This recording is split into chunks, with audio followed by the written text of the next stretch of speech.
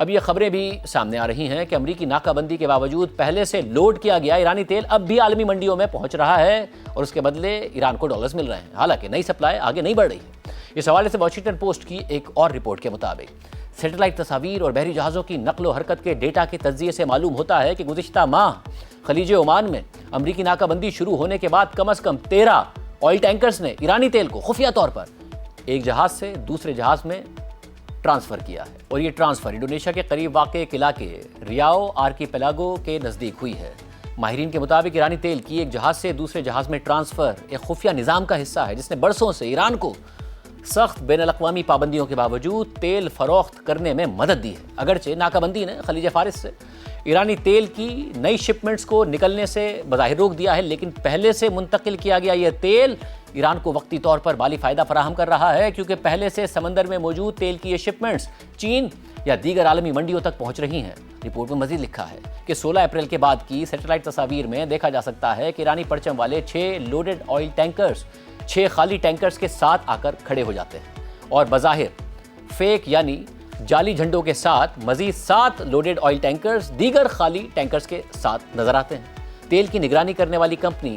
Tanker trackers کے مطابق یہ 13 جہاز اندازاً 2 کروڑ 20 لاکھ بیرلز ایرانی خام تیل منتقل کر چکی ہیں، جس کی موجودہ عالمی قیمتوں کے حساب سے مالیت $2 ارب سے زیادہ ہو سکتی ہے۔ واقعات کی ترتیب کی بنیاد پر ٹینکر ٹریکرز نے یہ نتیجہ نکالا ہے کہ اس ایرانی تیل کی سپلائی مکمل ہو چکی ہے، کیونکہ پہلے سے لوڈڈ جہاز تصاویر میں خالی نظر آ رہے تھے اور جبکہ پہلے سے خالی جہاز لوڈ ہو چکے تھے۔ سمندری انٹیلیجنس کمپنی ونڈورڈ کے مطابق مشرق وسطیٰ سے چین جانے والے سمندری راستے میں واقع انڈونیشیا کے قریب کا یہ علاقہ یعنی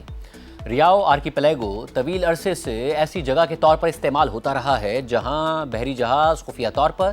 ایرانی تیل ایک دوسرے کو منتقل کرتے ہیں تاکہ اس کے اصل ذرائع کو چھپایا جا سکے۔ امریکی حکومت کے مطابق چین ایران کا 90% سے زیادہ خام تیل خریدتا ہے، اگرچہ وہ یہ تیل کم قیمت پر خریدتا ہے، لیکن اس سے حاصل ہونے والی آمدنی ایران کے بجٹ کا تقریباً نصف بنتی ہے۔ رپورٹ میں مزید لکھا ہے کہ سیٹلائٹ تصاویر ان چند طریقوں میں سے ایک ہیں جن سے معلوم کیا جا سکتا ہے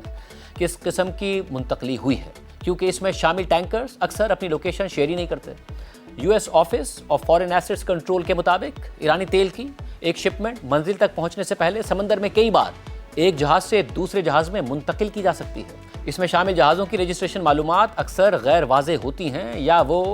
جعلی پرچم استعمال کرتے ہیں۔ گلوبل انٹیلیجنس کمپنی کیپلر کے مطابق اس وقت تقریباً 4 کروڑ 20 لاکھ بیرلز ایرانی تیل اس علاقے یعنی ریاؤ آرکیپیلاگو کے قریب کھڑے آئل ٹینکرز میں موجود ہے، جو فروری کے آغاز میں تقریباً 9 کروڑ بیرلز تھا۔ کیپلر نے بدھ کو جاری اپنی رپورٹ میں کہا کہ ابھی بھی ایرانی تیل کی بڑی مقدار سمندر میں موجود ہے، لیکن نئے سپلائی نہیں آ رہی ہے۔ لندن کے defence and security think tank Royal United services institute کے ایک انرجی ریسرچر کے مطابق ایک جہاز سے دوسرے جہاز میں منتقل ہونے والے تیل کی فروخت سے متعلق مالی تفصیلات عموماً غیر واضح ہوتی ہیں اور بعض اوقات جان بوجھ کر چھپائی جاتی ہیں، اور بعض خریدار پہلے ہی جزوی ادائیگی کر دیتے ہیں، جبکہ کچھ اس وقت ادائیگی کرتے ہیں کہ جب ٹینکر کسی ملک کی سمندری حدود میں داخل ہو جاتا ہے یا بندرگاہ تک پہنچ جاتا ہے۔ ایسے میں امریکی ناکہ بندی شروع ہونے کے 3 دن بعد امریکی بحریہ نے مشرق وسطیٰ سے باہر بھی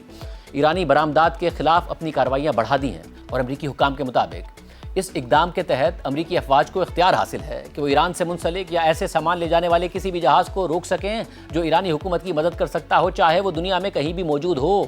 سیٹلائٹ تصاویر اور جہازوں کی ٹریکنگ کے ڈیٹا کے مطابق 16 اپریل کے بعد مزید 5 ایرانی پرچم بردار آئل ٹینکرز ریاؤ آرکیپیلاگو کے قریب ایرانی تیل کے ساتھ پہنچے ہیں۔ اگرچہ سیٹلائٹ تصاویر میں یہ نہیں دیکھا جا سکتا